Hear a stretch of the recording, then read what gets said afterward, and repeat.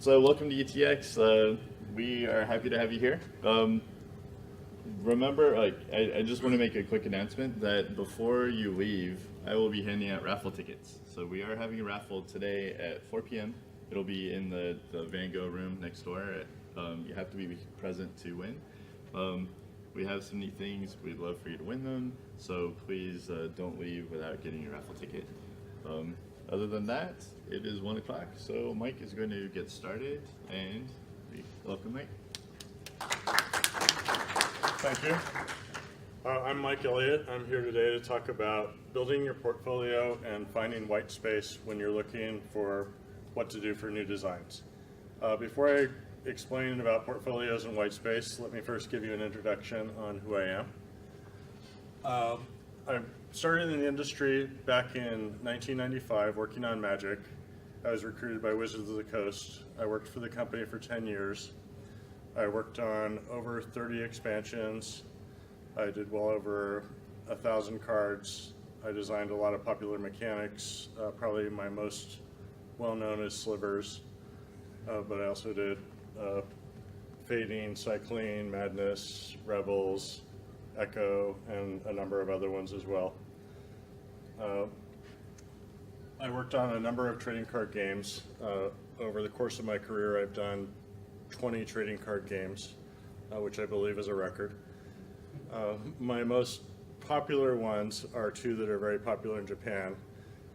Duel Masters, which is currently the #1 trading card game in Japan, came out in 2002 and has sold well over $1 billion since its launch.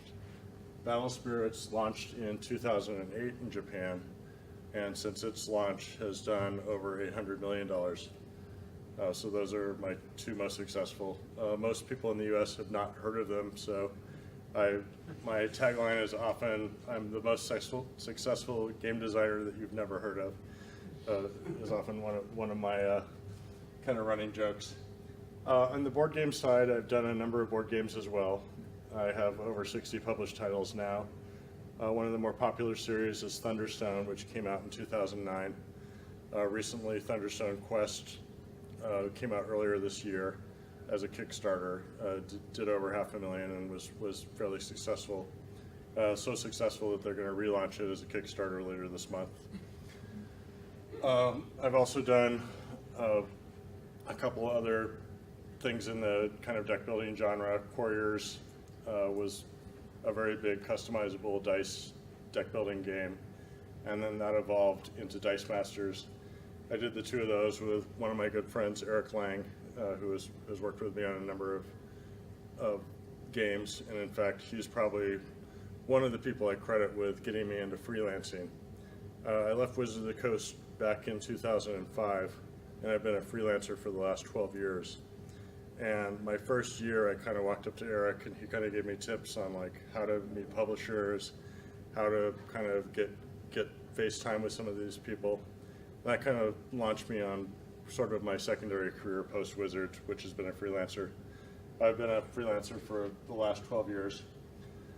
Last year, I was inducted into the Gaming Hall of Fame, which I was very excited about.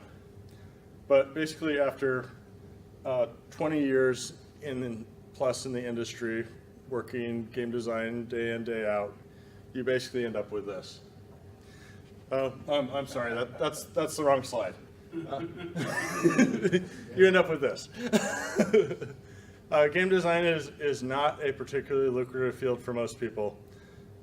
It's more of a labor of love. My advice to most people is always treat it as your hobby until you become successful enough that you can do it full time. But never quit your day job to pursue your dreams of becoming a rock star game designer, because that is very few and far between. In the world, there are probably only around 20 to 25 full-time game designers. Most people either work for a gaming company and do game design, or they have a secondary day job and do game design. It's not kind of the field to go into if you're looking to basically become super rich and successful. So your design goals, if you are getting into the field, you should have some set goals on what you're attempting to accomplish. Your main goal for most people is to get published.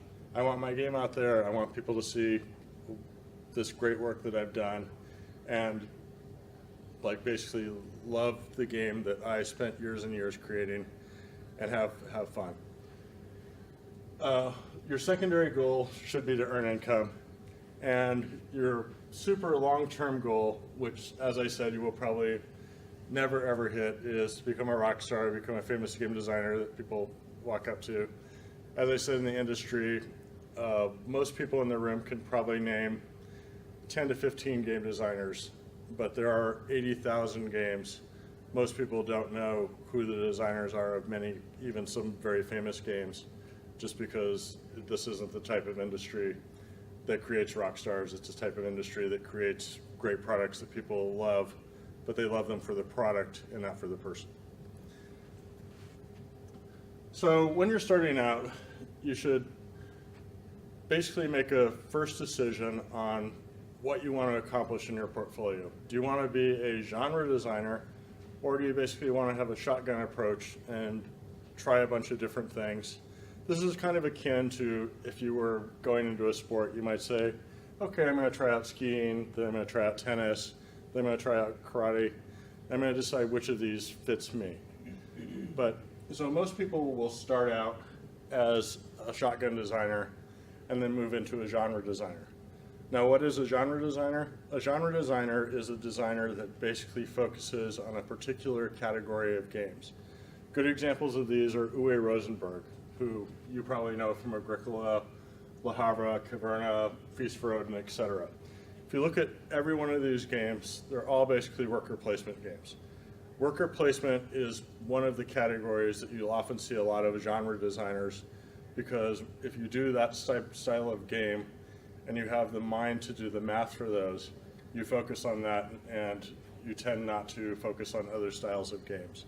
In fact, you have to go all the way back to 1997 to find an Uwe Rosenberg game that is not a worker placement game, which is one of his really early games, Bonanza.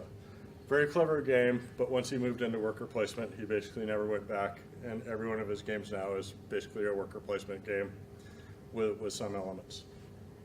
Another example is Stefan Feld, who does a lot of set collection and tile placement games. If you look at most of his games, they all have kind of a similar style of theme. And if you buy one of his games, you can expect certain types of things. You can expect that there's going to be some sort of tile drafting or set collection mechanic, and there's going to be some sort of placement scoring. Rainer Knizia, probably one of the most successful people ever in the industry, is sort of a genre designer, but it's a very weird genre. He does a lot of games that are kind of based on simplistic number systems. Like if you look at a lot of his games, they're basically the numbers 0 through 9, and he'll basically wheel mechanics around these numbers to basically create a game. So his background is he's a PhD in math. There are a surprisingly large number of math PhDs in the game design field. Richard Garfield is also a math PhD. One of my good friends, Robert Gutierrez, who worked with me back on Hecatomb and a couple other games, is a math PhD. A lot of people with math backgrounds gravitate toward games because there's a lot of number crunching in game design and development, so it's a very useful skill to have. But a lot of his games are basically, like if you look at Raw, it's basically a number system, you bid, and you can kind of use the relationship between the numbers.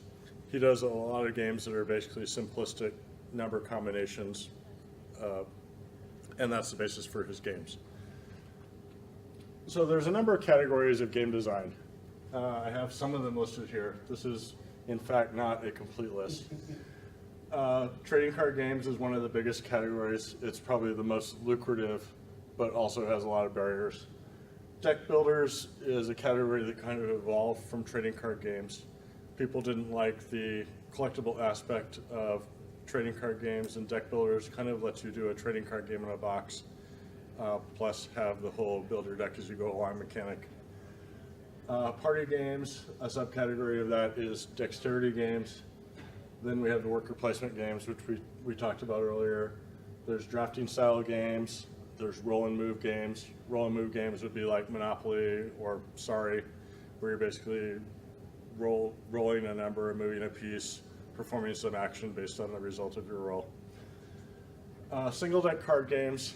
This would be like Love Letter, or I've done a couple in this category. I did one a couple of years ago with Space Cowboys called Final Touch, which was basically the concept of these is they're very light games. You can play them in 15 to 30 minutes. This is a very good starting category, but it's not one where you're going to get like basically a runaway success. For every love letter, there are probably 1,000 games like Final Touch, which sold less than 5,000 copies, and that's not going to put food on your table if that's the only thing you do during the year. But if you do get the one runaway hit, then you're set. Miniatures games. Some of these games are often called Dudes on a Map game, which are basically you're placing out miniatures and resolving actions. This is a popular category, but it has a lot of barriers to entry, and not every publisher can handle this style of game. Miniatures are very expensive. If you're committing to this style of game, you're basically committing to foreign publishing. So it's the type of game where you have to think long-term about how I'm going to get this game published before you go down the route. Like if you're starting building your portfolio, I would recommend your first games not be a miniatures game. If you're including miniatures, basically substitute whatever you have as the mini for a little plastic pawn and put any information or graphics that you would have had on cards instead, because you're not going to be able to do, I mean, sculpting and tooling can cost thousands of dollars, 8 months production time, 4 months delivery time. It can be 18 months to 2 years before your game goes forward, even after it's greenlit. And there's just all kinds of perils in this category. Area control. Early contenders in this are games like Risk. Sometimes it's area control plus melee. This is a very popular category as well. Word games, you've got the perennials like Scrabble. Lately, there have been a lot of entries in this, which I'll talk about in a bit. Abstract games, for many long time, this was not a big category, but it's coming back. I'll talk about that as well. And then the last group is fad games, which is basically somebody comes out with something that sort of strikes lightning, and then 9 to 12 months later, you see 15 variations of that. And I'm going to talk with you about how you can jump on that bandwagon. So reasons to diversify, and as I said, beginning out, you probably don't know what kind of designer you are. So pigeonholing yourself into one of these categories, like saying, I'm just going to do word games, or I'm just going to do worker placement games, is probably not your best strategy. Like you probably want to try the different sports, tennis, skiing, karate, find out what you're good at, find out what your strengths are, and then once you're successful or have some success in an area, or people start saying, hey, your worker placement games are really good, but your word games are terrible, then you could say, maybe I should focus on the worker placement games. Go where the talent is and let that kind of lead what your life choices are. With diversity, you're more likely to have something that a particular publisher wants. If you're going to a publisher like R&R that does a lot of kind of really light play games and word games, and you go say, hey, I've got this 2-hour area or worker placement game I want to show you, they're going to say, no, that's not a fit for us, get out of here. But if you go to them and say, oh, I've got this little light play game that involves basically flipping dice up in the air and catching them in cups, and then they're going to say, oh, that sounds interesting, come on in, we'll take a look at it. So having a diverse portfolio means you're more likely to have a fit for a particular publisher that you're talking to. Early on, it's very hard to get face time with publishers. So if you can get face time with a publisher, one of your first questions should be, what are you looking for? And then say, okay, this is the thing I think that's the best fit for you, so that's what I'm gonna pitch you. If you have multiple entries in the same group, the publisher's only gonna be interested in your top choice. If you show them 2 worker placement games, they're gonna decide, if you don't tell them which one is the best, they're gonna say, I think this one's the best, I don't care about this one, get it out of here. Generally never show a publisher 2 games that are very similar if you can avoid it, because one of those pitches was just dead space for them.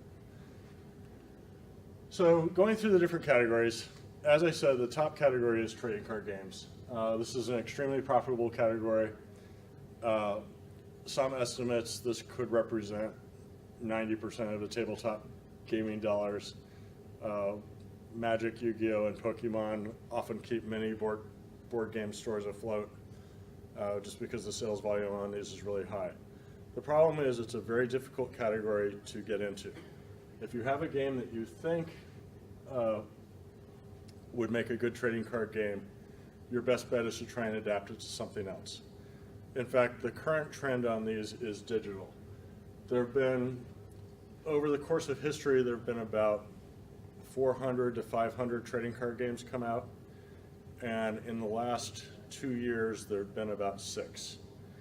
So since 1993, 400, since 2016, 6. So that kind of tells you the trend is going away from this. The trend currently is digital games like Hearthstone, Shadowverse. Valve is coming out with a new one that Richard Garfield's working on. The trend now is to just go for digital if you're going to do a trading card game. It solves the massive distribution channel and the fact that you get these pockets of people that want to play in other areas where it has no interest at all. Real quick.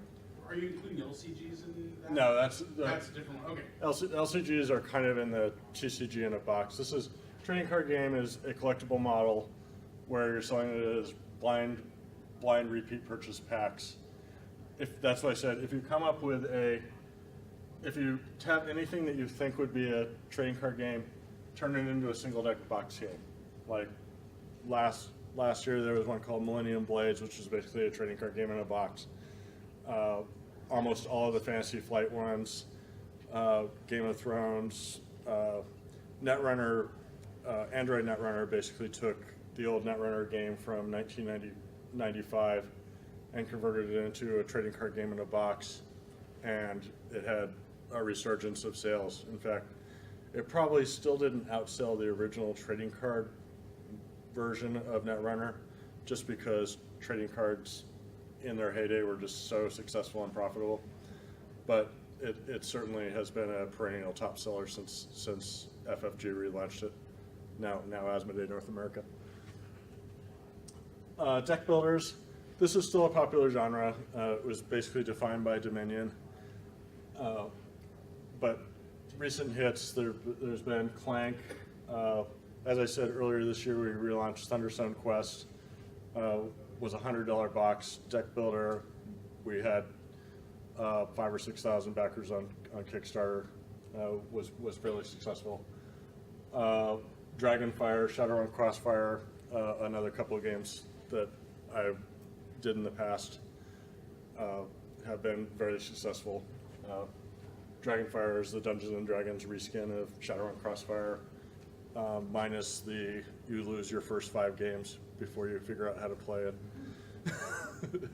It's basically Shadowrun Crossfire where you have 50% more hit points so you don't die as quick. Star Realms is another one that has been massively successful. They kind of found a niche where it's basically single deck, low price point, and then they basically sold additional decks. Kind of the running serial purchase model for these has proven to be quite the success for companies that used to produce the trading card games. It's like if it used to be a trading card game, now it's a deck builder with a serial repeat purchase model. So if you have a game that you're looking at that you think would be like, hey, this would be a really cool kind of trading card style game, convert it to either an LCG or a deck builder and try and market it that way. You'll have a lot more success. Very few companies are interested in trading card games these days. A lot of companies are still interested in a deck builder. especially if you can come up with some variant on your deck builder that differentiates it from the now 150 to 200 deck builders that are out there. So as I said, like those 400 trading card games are now 150 to 200 deck builders. That's what replaced it in the last 6 years. Is everyone basically went to deck builders, and the TCG category kind of evaporated and went to digital. This is a very good touchstone for your portfolio. Like, even if you're not a deck building designer, this is a very good one to kind of teach you some of the mechanics of, like, here's some of the things I should do for design and balance, because you're basically building a game that's balanced in a single box, and it's a good one to kind of teach you design skills. I taught a class here a year and a half ago on trading card game design, and most of the submissions for the class project were deck builders, and it's because this is kind of it's a very easy way to do a trading card game and control some of the aspects that you otherwise couldn't control. Like, if you let people trade things randomly, you get situations where one or two cards are unbalanced, and like the whole Black Lotus, Library of Alexandria, all the broken Magic cards, which I unfortunately contributed to over the years. But probably my worst one was Tolarian Academy, I think. I thought it was fine. I thought someone was going to throw fruit right now. Said that. So party games, this includes social deduction and most word games. Earlier ones often had physical play pattern. This category kind of blossomed out with a game called Cranium, which you guys probably remember from many years back. After that, there was kind of an explosion of kind of these party games. They often involve writing secrets and or acting. This is a interesting category if you can come up with some sort of a hook, but right now it's kind of a crowded category. So like, there's a lot of word games. One thing you can do when you're kind of looking for these things is you can try and mine public domain stuff. Like some of the party games, it's amazing how many games out there are variations of Mafia or Werewolf, which was a game from 1986 from a Russian psychologist named Dmitry Davidov. It's probably had 50 published versions of different variations on the whole secret, like some people are evil, some people aren't.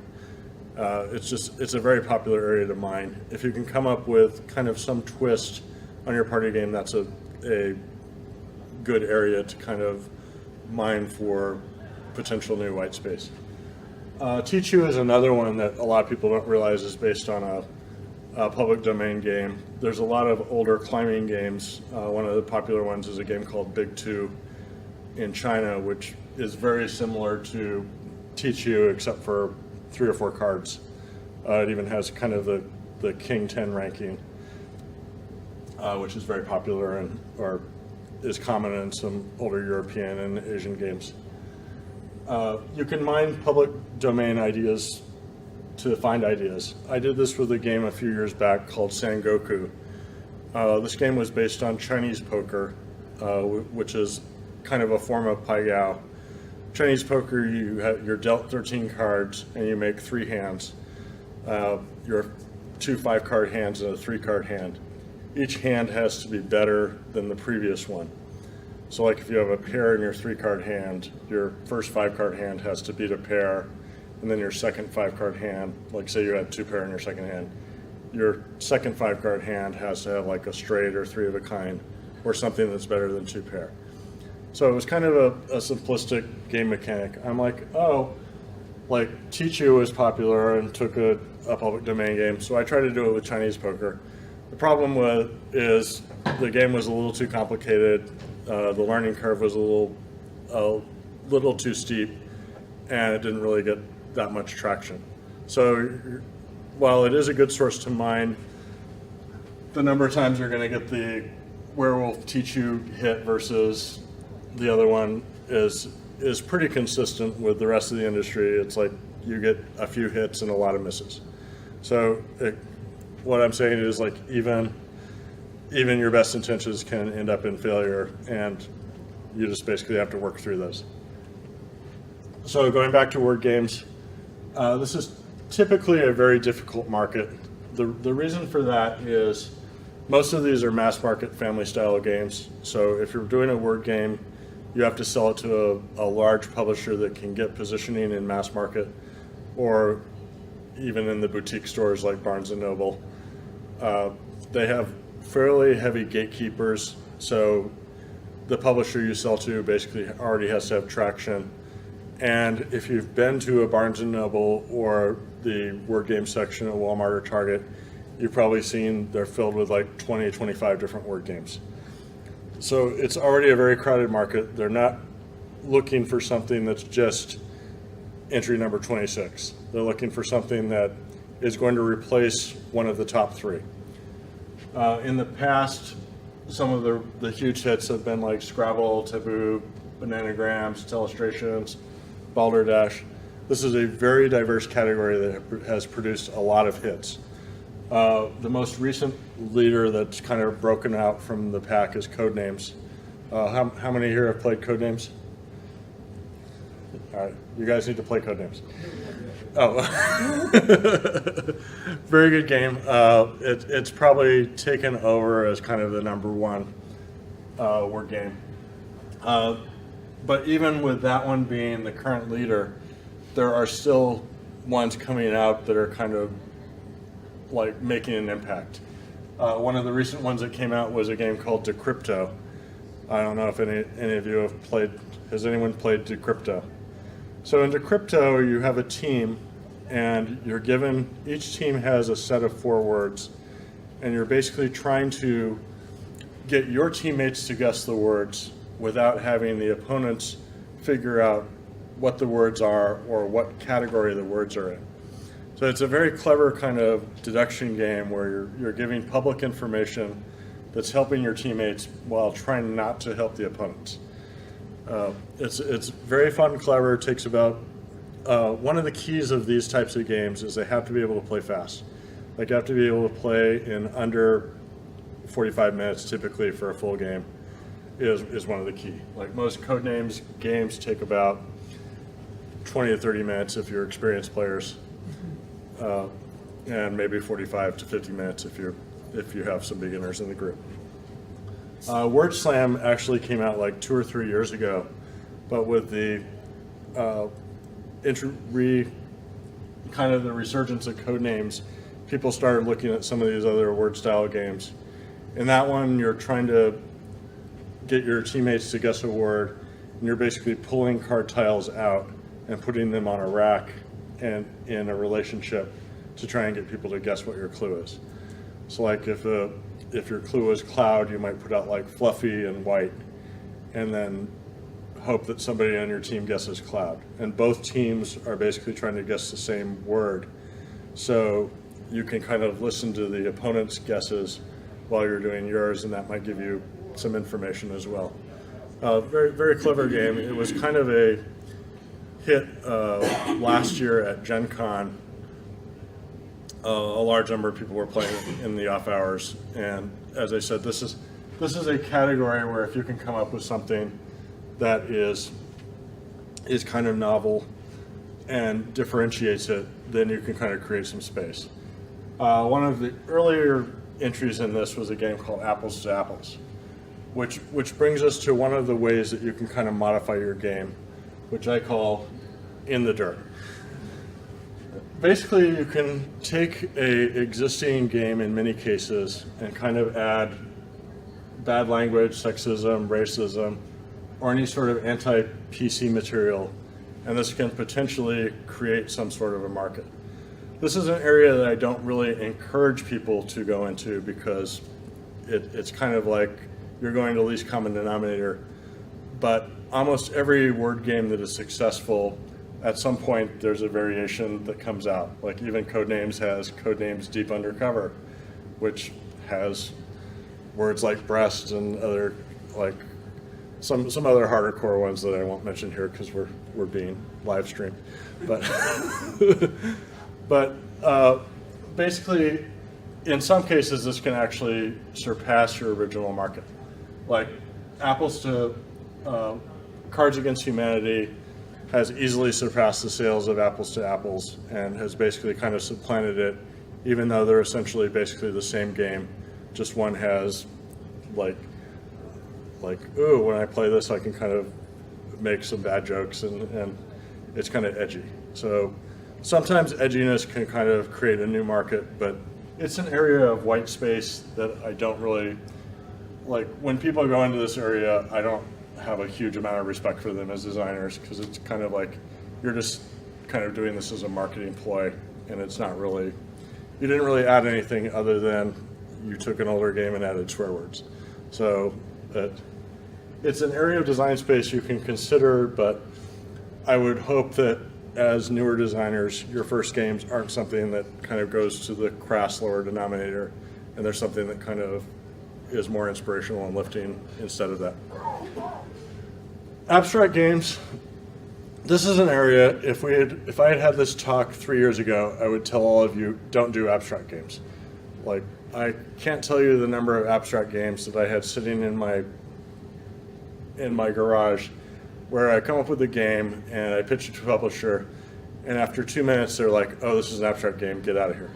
Like, if they can't theme it or if they can't kind of sell a story, they're generally not interested in just some sort of mechanical thing.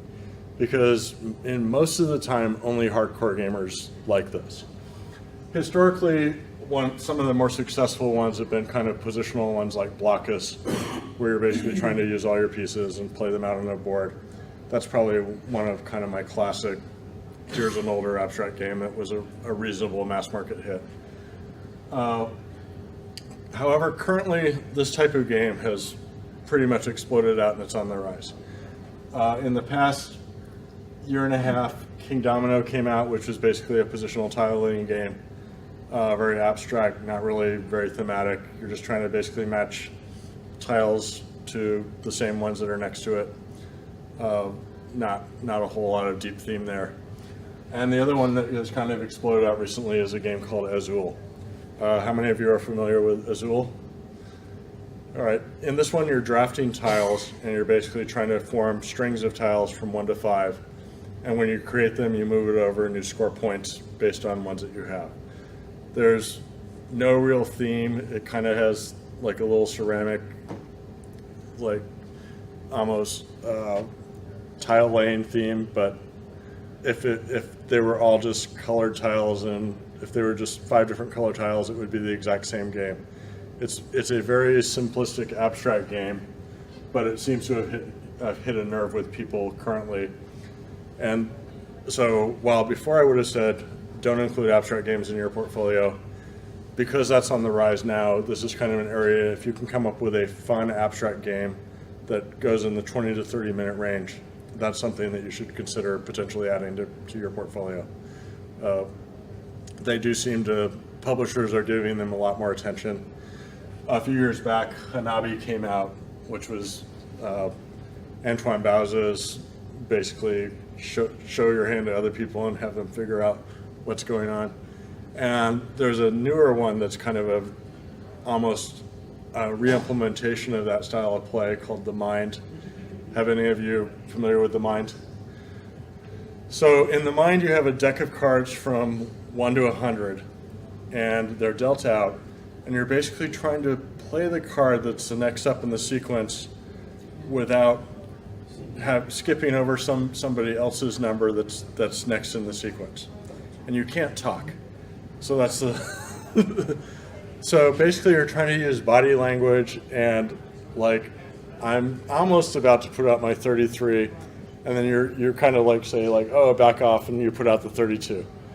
And that's like basically the game is trying to learn the body language of the other players well enough that you can advance to successive levels that get harder and harder. Very abstract, simplistic. Some people almost don't consider it a game. They consider it kind of a social exercise of can I figure out the body language of the other people. But that one was a huge hit at Gamma this year. people were playing that, and it's kind of. I was at Gathering of Friends earlier in Niagara Falls, and it was played there. There was probably at least one or two tables playing that constantly. So as I said, kind of these little abstract games. So basically that deck is 100 cards and a simplistic rule sheet. It's something that you could potentially reprint on your printer, but these types of games seem to be resurging lately. Worker placement, I mentioned earlier, there's one of the big problems in this category is there's some clearly dominant industry veterans who put out 1 or 2 worker placement games a year, and these are kind of dominating all the mind space. So if you're looking to put out a worker placement game, you have to ask yourself, is my game better than Uwe Rosenberg's Agricola, or is it, I mean, and you might consider in some cases doing some sort of a hybrid game where there's elements of worker placement, but it's got some other stuff going on, so you're not just competing. This is a really crowded genre, and the people that play these games are extremely unforgiving of balancing errors. If you play a worker placement game and there's some obvious strategy, or somebody makes a particular move and everyone thinks that that's unbalanced, your game will get panned completely and will end up down in the dirt with nobody playing it 2 years from now. So if you're going to go into this category, you really have to have lots of play testing, lots of math knowledge, lots of balancing, and you're basically aiming at a hardcore gamer market. Now, granted, this hardcore gamer market will buy all the really good worker placement games that come out, but if you don't hit their bar, they're not going to buy it. So you either have to be, this is one where after you have a few games under your belt, you can start thinking about doing worker placement. But unless you have 2 or 3 published games, probably no one here should be looking at making a worker placement game as one of like your early entries. That's not the time commitment and devotion that you have to put into these is not going to be worth your expected return on investment. Area control is another one. This is a popular genre as well. You can have sub-worker placement aspects where I put a unit here and it does something in addition to just controlling the area. Most dudes on a map games would fall into this category. Rising Sun, Blood Rage, Chaos in the Old World. One of my friends, Eric Lang, he's kind of almost a genre designer in this area now because he does so many of these kind of popular area control dudes on a map games. These benefit by having good IP and marketing. Because they often involve miniatures, they also benefit by having a good publisher that can do good graphics and good design. So if you have a game in this area, it's very hard to get traction if you're a newcomer into the industry because you have to find somebody that can handle the sculpting, the China publication, all the issues that are kind of associated with the big box board games. So questionable areas, there's some areas that you probably should never go into because they have really low term in investment. And I've kind of cautioned you away from worker placement and area control for that reason.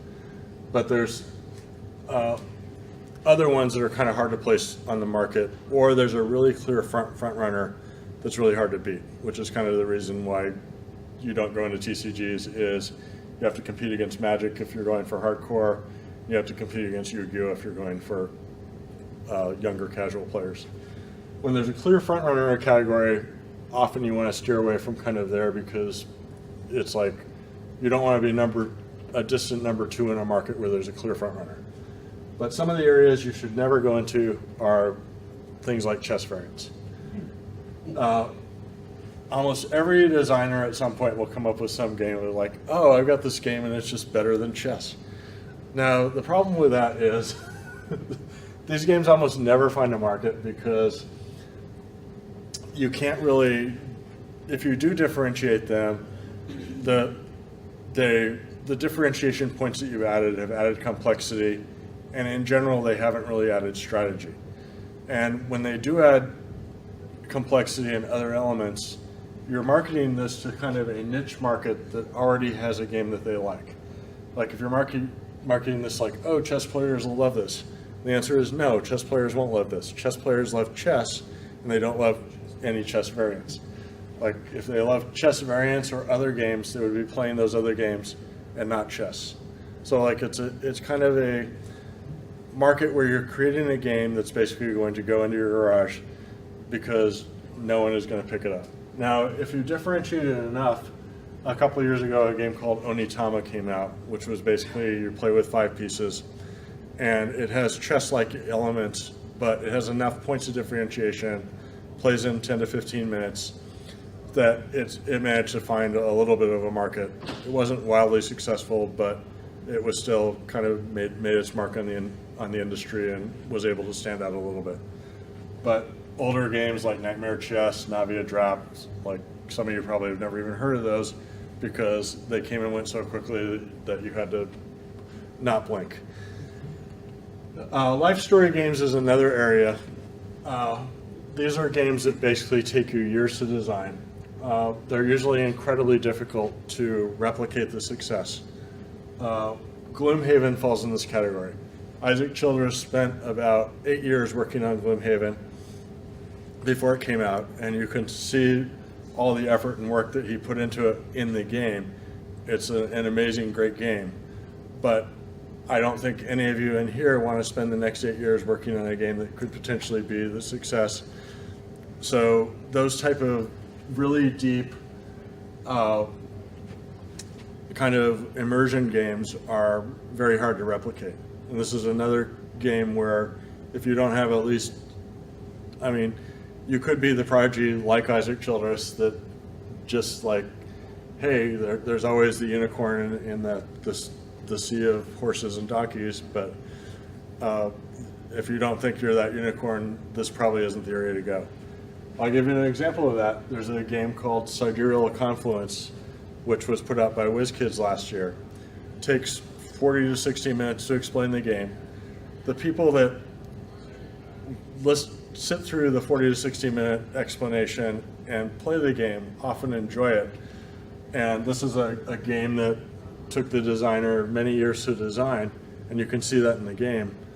But again, probably most of the people in here haven't heard of that game because it wasn't a runaway pop culture hit and probably sold less than 5,000 copies overall.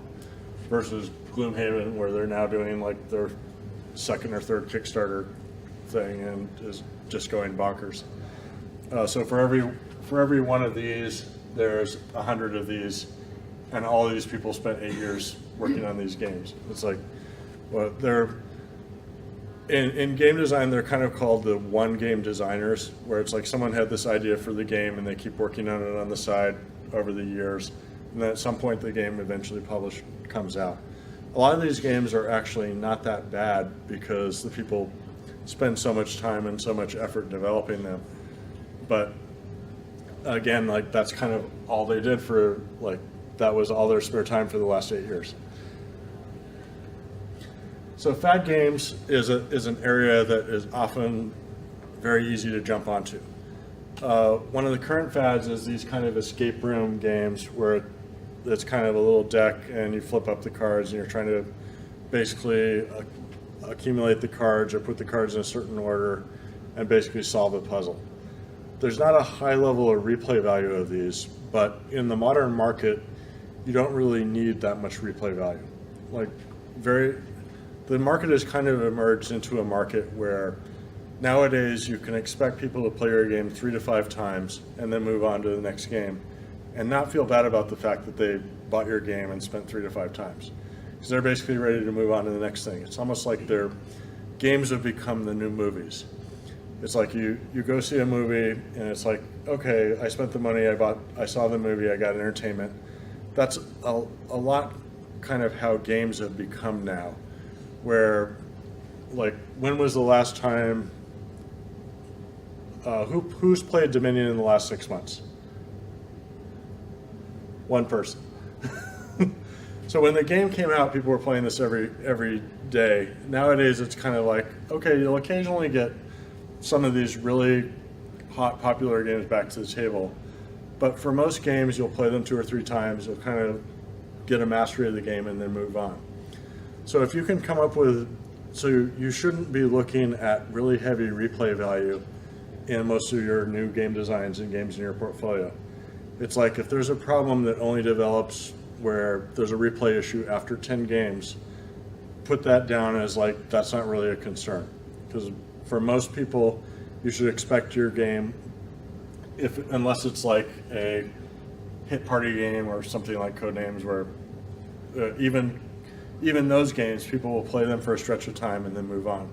Like they're in the last several years, there've been fads like Machikoro, Sushigo. Like a lot of these games are kind of were hits for a while, and then people kind of moved on to the next fad.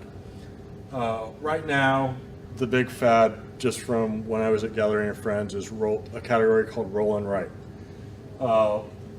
Roll Through the Ages is a member of this category. Quicks. There's a game called Ganz Schön Clever, which basically in German means this is pretty clever. It's where you basically are rolling dice and you're kind of checking off boxes on your card. I can't tell you the number of publishers that I've talked to that are looking for this particular style of game now because they think it's the hot thing. So when you see fads where somebody is looking for that type of game, that should like trigger a light bulb in your head, like, oh, I should start thinking about how I can kind of capitalize on this particular fad. So, would Bunko be considered that then? yeah, it could be. You're talking about the or I'm thinking Racco. Bunko is the Bunko dice. Yeah. That's kind of a hybrid, but it's in the same category. So how to find white space? Basically, you should always look for fast follow options. So for Dominion, when Dominion came out, the first thing I thought was, this is a trading card game in the box. I do trading card games, I can do this. And I came out with Thunderstone less than 2 months after Dominion came out. And I pitched it to a publisher a month after that, and it was on the market in under a year before Dominion. It was like I think the third deck builder on the market. I think Arcane. There was one that came out in between, but it was kind of the first big one after Dominion. And I got all kinds of flack of like, oh, you unethical hack, you're stealing Dominion. Which no one seems to do that for the other 150, because all those people owe me a drink. But in the game industry, people borrow ideas all the time. It's not something that you really should be worried about, as long as you have points of differentiation. You can also look for step-up variations. I did the same thing I basically took Dominion and Magic, and I'm like, well, what if you took these with dice? And I created with Eric Dice Masters, which was basically kind of a very, very big hit. We're now doing the 6th brand on it. We're adding Warhammer 40K in a couple weeks at Gen Con. We've already done Marvel, DC, Dungeons and Dragons, Teenage Mutant Ninja Turtles, and Yu-Gi-Oh! So you can now fight Blue Eyes White Dragon against Slaanesh if you want. So as I said, always look for current fads. Like Roll and Write is the current one. If you can think of a popular theme that hasn't been done that you can wheel with Roll and Write, bam, you've got your next design project. It's like that's like if you can take a current fad and do a fast follow on it, where you can come up with a new game design in within 2 to 3 months of the original game being popular, that's something. And if you look for tech demo games, like Dominion is basically kind of an unthemed deck builder. Like most people, when I say like thematic games, they don't say, oh, Dominion's a thematic game. They say, oh, that's like basically a game with cards, or you're kind of building a deck and doing victory points. It could have blank cards and just the text, and the game would play the same. So that's, when I say the term tech demo, that's kind of the game is just showing the mechanics. If you can find games like that and wheel them with a genre, that's a very good area for white space. So basically, that's my talk on how to potentially find things to fill out your portfolio. I've gone through the different categories, kind of giving you an idea of the pitfalls in each one. Are there any questions? So, I'm not sure how related this is, but RPGs, tabletop RPGs, are those sort of in the same? So our RPGs fall in the lifestyle category game.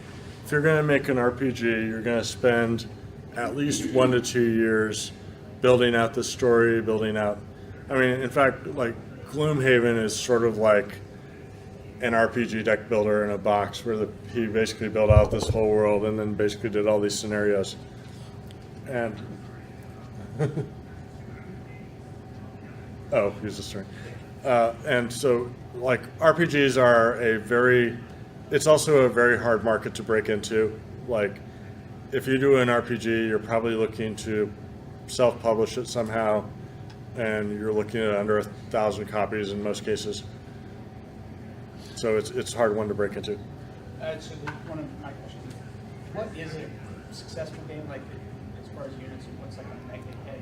Well, that's why I said, like, it really depends on what your expectation. Most designers make less than 10% royalties. In some cases, much less than that. It's not uncommon for beginning designer contracts to be in the 3 to 5% range, and that's of what the what the publisher sells to distributors. So if the game sells for $20 and you're getting 5% of that, who's the quick math major? You're not getting $4. You're getting if you're getting 5% on a $20 MSRP game, they're selling that to a distributor at 60% off, and you're getting 5% of that. But as far as like units, like number of units, is So you publishers, 5,000, 1,000. yeah, I mean the production costs on a lot of these things are a lot lower than people think. So publishers will consider a game successful if they sell 5,000 to 10,000 copies in a lot of cases, if they didn't have to do like a lot of work or design or extra graphics. But for the most part, you're looking to try and get the breakaway pop hit, like Codenames that sells well over 1 million. I mean, if you're getting Target, that's right, if you're getting a dollar a copy off a game that sells 1 million copies, that's a lot better than getting $1 a copy off a game that sells 10,000 copies. I mean, and as I said, that's one of the reasons there aren't a lot of full-time game designers. Is for every game like Settlers of Catan has sold 23 million copies since launch, but even a game like Ticket to Ride, like 3 years ago, Ticket to Ride on its packaging said over 3 million units sold, and like 3 million units spread over 7-8 years is decent, but that's like one of the top brands in the industry. I mean, so like if you're doing games like Tragon or some of these other ones that are selling like probably in the 20 to 40,000 copy range, I mean, it's going to be hard to make that a full-time job. So you've got Asmodee, you've got Mayfair, and who you got left now? That Asmodee hasn't bought, that we still talk to you. Well, you don't have Mayfair anymore, Mayfair. In the knowledge base, they just say too large. So Asmodee has basically bought up a lot of the smaller publishers. So and a lot of the smaller publishers are getting a lot of pressure from all the Kickstarter projects that are coming out. It's like probably, I mean, like CMON actually takes outside submissions. Asmodee in North America, if you're going to submit to them, you have to go through one of their 15 or 20 studios. Like you get an appointment with Repost, or you get an appointment with Space Cowboys, or you get an appointment with FFG, and you basically have to work your way up through those. And in some cases, the companies do internal design, and they're not really interested in external stuff because they have designers on staff. Was there a question back there? How would you compare working like as a designer for a company versus freelance? I mean, if you work for a company, you have a steady paycheck and you get paid for the work that you're doing.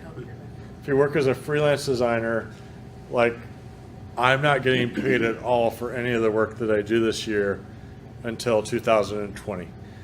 So it's like all the games that I'm doing right now won't hit the market until late 2019 or later. And I won't start getting royalty checks on any of those until 2020. So it's kind of like you're kind of building this portfolio, and you're basically accumulating these royalty streams. I mean, and you just have to, at some point, you can build them up enough that it's a career, but it's tough. Now, do you find that you make an income on your back catalog and the games that you designed and sold 10 years ago, 5 years ago? Yes, Or- like Thunderstone came out in 2009, and I still make money off of, because they'll do expansions, they'll relaunch. Like Dice Masters came out in 2014, and I do 4 or 5 Dice Master sets a year at least. So that's kind of a steady stream, and that's where like the serial purchase model. Like I've done 60 games, but I've like some of the trading card games have had 90 to 100 expansions. So if you like in 22 years, I probably have over 1 published product a month. So I'm like for individual, like if you were just to put all of the SKUs that are associated with games I designed, it would wrap around this room easily. Like that's like not even counting the ones that where I just worked on somebody else's design, like Magic or Netrunner, or like early on I worked on a lot of Richard's games. Like Netrunner was actually one of the first games that I got to do design on the original Proteus Silent Impact stuff. All right, if no one has any more questions, thank you all for coming today.